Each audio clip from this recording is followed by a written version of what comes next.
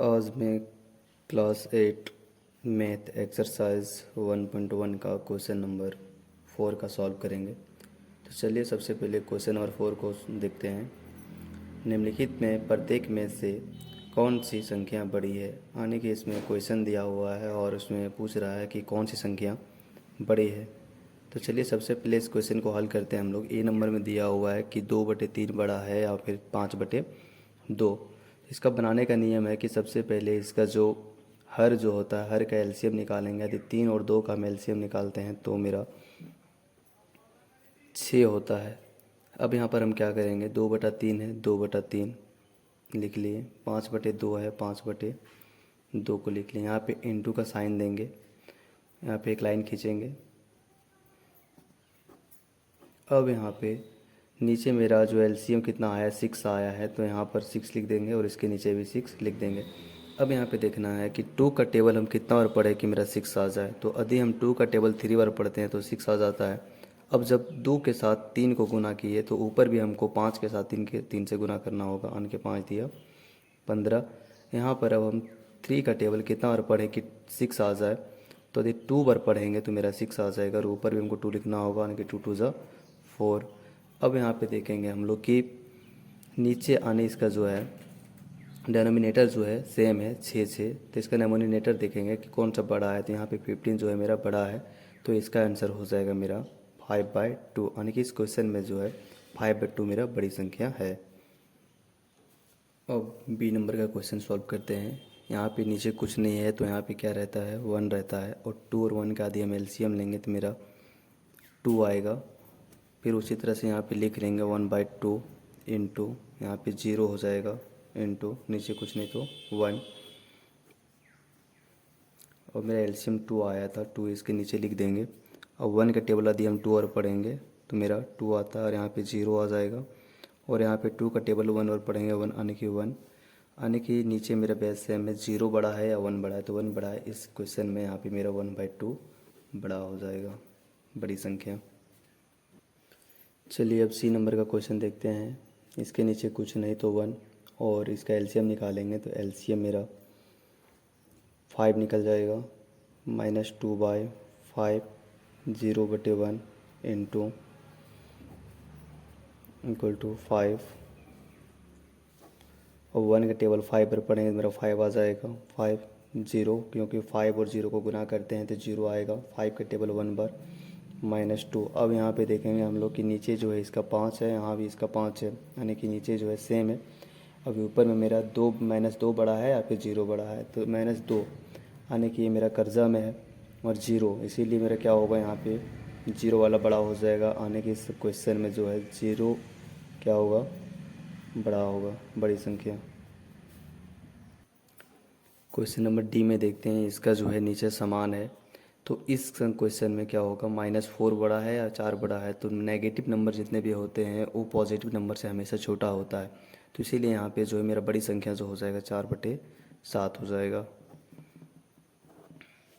अगला क्वेश्चन देखते हैं, ई नंबर का क्वेश्चन। -5/6 4/3 दिया हुआ है, तो इसमें से क्या करेंगे, सबसे पहले वही नियम लगाएंगे कि दोनों का क्या करेंगे, एलसीएम ले लेंगे, और एलसीएम लेंगे 3 और 6 का, तो मेरा 6 आएगा। तो -5/6 और -4/3 को लिख लेंगे, यहाँ पे मल्टीप्लाई कर देंगे, एक लाइन खींचेंगे, इक्वल टू एलसीएम जितना आया है वो उतना नीचे को में लिख देंगे, है ना। अब 3 का टेबल 2 बार पढ़ेंगे 6 आ जाएगा। अब ऊपर भी हमको 2 लिखना होगा, तो -4 और 2 को गुना करेंगे तो -8 आ जाएगा। और 6 का टेबल यदि एक बार पढ़ेंगे तो 6 आ जाएगा, एक बार -5। अब हम यहाँ पर देखेंगे नीचे मेरा सेम हो गया है, तो नेगेटिव नंबर जितने बड़े होते हैं वह संख्या उतने ही छोटे होते हैं। तो -5 और -8, यानी कि 8 जो है नेगेटिव में इनसे बड़ा है, तो इसीलिए क्या हो जाएगा, इस जगह पे क्या हो जाएगा, -5/6 क्या है यहाँ पे बड़ा है, तो इसीलिए क्या हो जाएगा, इस क्वेश्चन में मेरा -5/6 मेरा क्या हो जाएगा, बड़ा हो जाएगा आंसर। अब यहाँ पर हम लोग क्वेश्चन नंबर 5 को सॉल्व करेंगे। तो क्वेश्चन नंबर 5 को सबसे पहले हम लोग पढ़ लेते हैं। संकेतों और बराबर में से चुनकर रिक्त स्थानों को भरिए। यानी कि यहाँ पे 3 सिंबल मेरा दिया हुआ है और तीनों सिंबल को चूज़ करके इस जगह पे भरना है। तो चलिए इस क्वेश्चन को हम लोग सॉल्व करते हैं। ए नंबर में दिया हुआ है -3/7 और 2/3। अब इसमें से कौन सी संख्या बड़ी है? यदि जो संख्या बड़ी रहेगी उसके तरफ क्या करते हैं, इस मुंह को खोल देते हैं, और जो संख्या छोटी होती है उसके तरफ मुंह, ये दोनों मुंह को क्या कर देते हैं, बंद कर देते हैं। तो सबसे पहली बात कि यहाँ पे जो मेरा नंबर दिया हुआ है मेरा नेगेटिव में है और ये मेरा पॉजिटिव में है। तो हम लोग पहले भी जानते हैं कि जो संख्या यदि वो ऋणात्मक रहता है तो हमेशा वह धनात्मक संख्याओं से छोटा होता है, इसलिए यहाँ पे क्या हो जाएगा, 2/3 से बड़ा है। अब बी नंबर का क्वेश्चन देखते हैं। यहाँ पे देखिए दोनों मेरा क्या है, नेगेटिव में है, -2/3 है और यहाँ पे 5/-8 है। तो इस जगह पे हम लोग क्या कर सकते हैं, इसका बनाने का 2-3 नियम है। तो सबसे शॉर्ट तरीका इसमें देखते हैं क्या करना है कि -2 को 3 से हम डिवाइड करते हैं यहाँ पे, यानी कि -2/3 यानी कि 0.-0.66 आएगा, यह आएगा।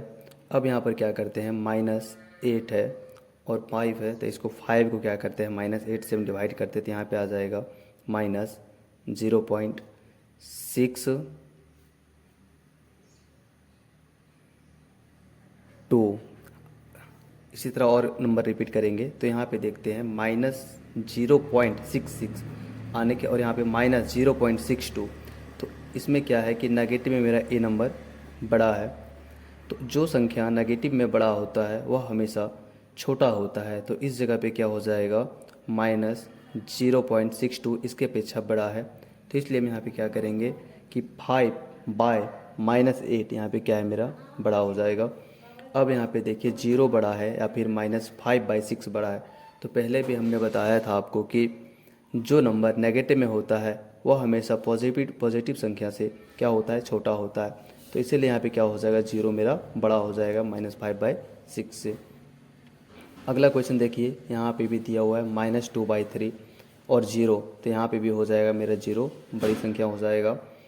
अब यहाँ पे देखिए -2/11 और -3/22 में कौन सी संख्या बड़ी है? तो चलिए इस क्वेश्चन को हम लोग सॉल्व करते हैं जिस तरह से क्वेश्चन 4 हम लोग सॉल्व किए थे। तो सबसे पहले हम क्या करते हैं, इस नंबर में नीचे वाले का क्या करते हैं, एलसीएम ले लेते हैं। तो यदि हम 11 और 22 का एलसीएम लेंगे तो मेरा एलसीएम 22 आ जाएगा। -2/11 इंटू -3/22 इंटू, यहाँ पे एक लाइन दे देंगे, इक्वल टू 9 खींचेंगे। एलसीएम मेरा जितना आया है उतना हम इसके नीचे लिख देंगे। अब यहाँ पे 11 का टेबल हम कितना बार पढ़े कि 22 आ जाए तो 2 बार पढ़ेंगे। अब जब नीचे यहाँ पे 2 लिखे तो ऊपर भी हमको 2 लिखना होगा, और जब 2 और 2 का मल्टीप्लाई करेंगे तो यहाँ पे -4 हो जाएगा, क्योंकि यहाँ पे माइनस का साइन है तो यहाँ पे माइनस का साइन लग गया।